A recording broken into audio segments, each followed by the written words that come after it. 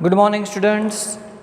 So, in a previous lecture, we have studied octet rule and covalent bond. Octet rule and covalent bond. Now, in this lecture, we will study limitations of octet rule. Limitations of octet rule. So, what is octet rule? ये आपको पहले पता होना चाहिए. You first know what is octet rule.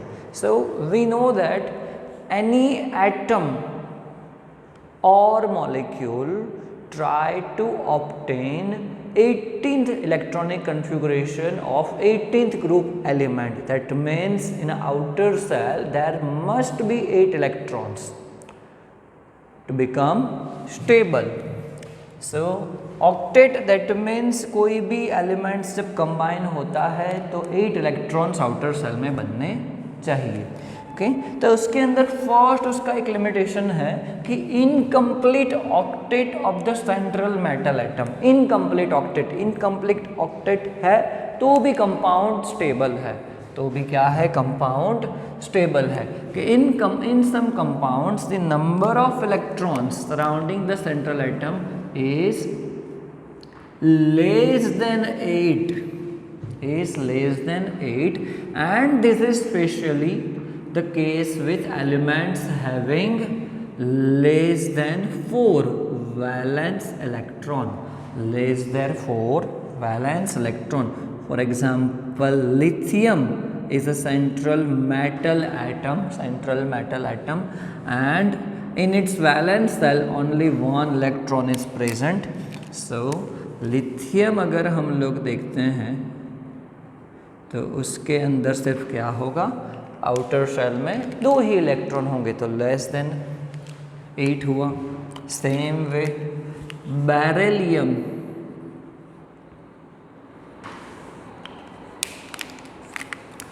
क्या हो जाएगा?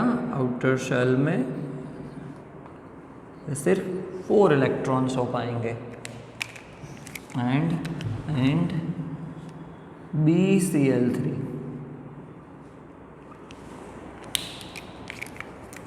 6 electrons are present in a outer cell.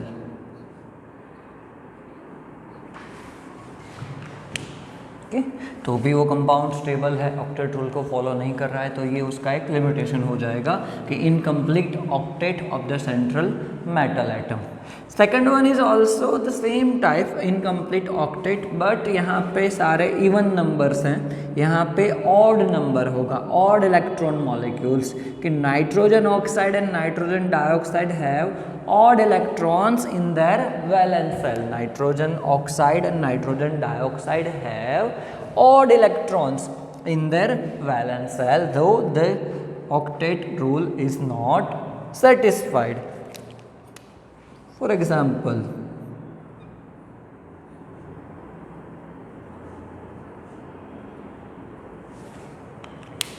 five electrons are present in nitrogen and oxygen के अंदर तो 6 इलेक्ट्रॉन होते हैं.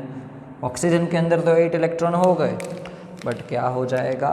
ये एक ऑड इलेक्ट्रॉन रह जाएगा. एंड उसके आउटर शेल में भी कितने? 7 इलेक्ट्रॉन्स हो रहे हैं. नाइट्रोजन के अंदर 8 इलेक्ट्रॉन्स नहीं हो रहे हैं, तो ये कंडीशन सेटिस्फाइड नहीं कर रहा है. Same way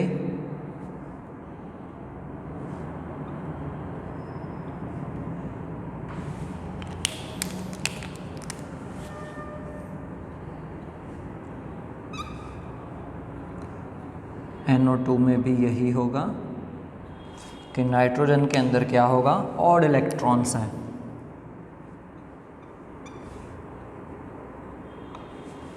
so odd electron molecule बना रहा है and the octet rule is not satisfied. Limitations of octet rule, first हमने देखा the incomplete octet of the central metal atom. Second हमने देखा ऑड इलेक्ट्रॉन मॉलिक्यूल्स.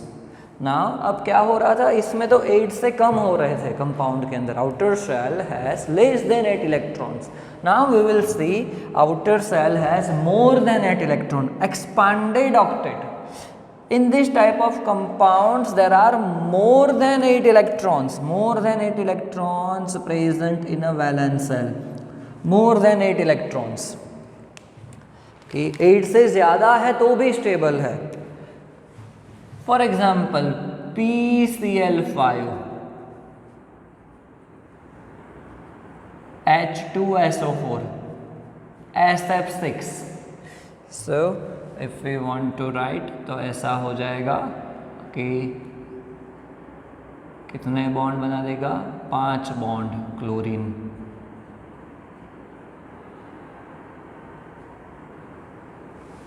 PCl5,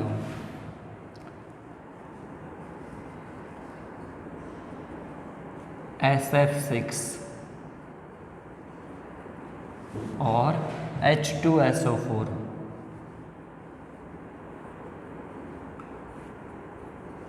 सो यहाँ पे अगर हम लोग देखेंगे तो इलेक्ट्रॉन्स कितने होंगे, फॉस्फोरस के ऊपर यहाँ पे 2 इलेक्ट्रॉन, यहाँ पे 2, यहाँ पे 2, यहाँ पे 2 एंड यहाँ पे 2, तो टोटल कितने हो जाएंगे, 10 इलेक्ट्रॉन्स हो जाएंगे। यहाँ पे सेम 6 बॉन्ड है तो 12 इलेक्ट्रॉन्स हो जाएंगे, यहाँ पे भी 6 बॉन्ड है तो 12 इलेक्ट्रॉन्स हो जाएंगे किसके अंदर, वैलेंस शेल के अंदर।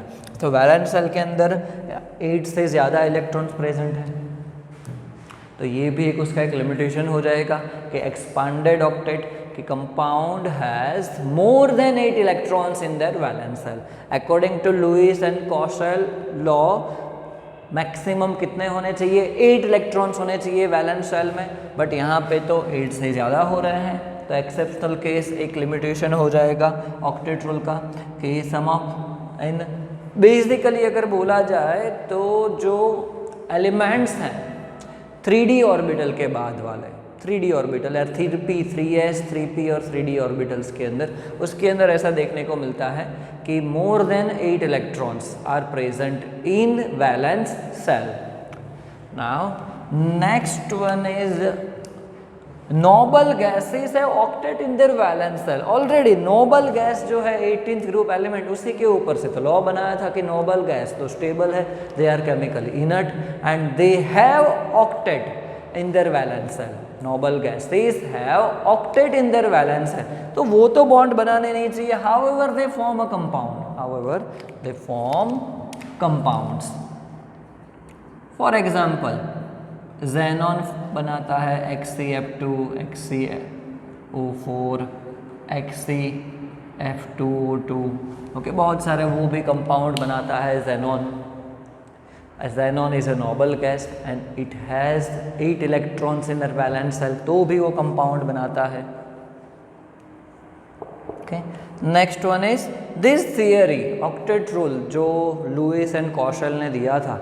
Okay, so this theory does not give any information about the shape of the molecule। Octet rule और जो लुईस कॉशल ने जो लॉ दिया था वो हमें मॉलिक्यूल के शेप में के बारे में कोई भी इंफॉर्मेशन नहीं दे रहा है, and it does not explain the relative stability of the molecule, relative stability of the molecule, क्योंकि उसने एनर्जी के बारे में नहीं बताया। यहाँ पे हम लोग ऐसा भी लिख सकते हैं कि it does not give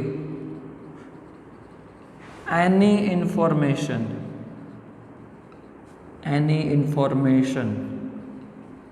about energy of the molecule.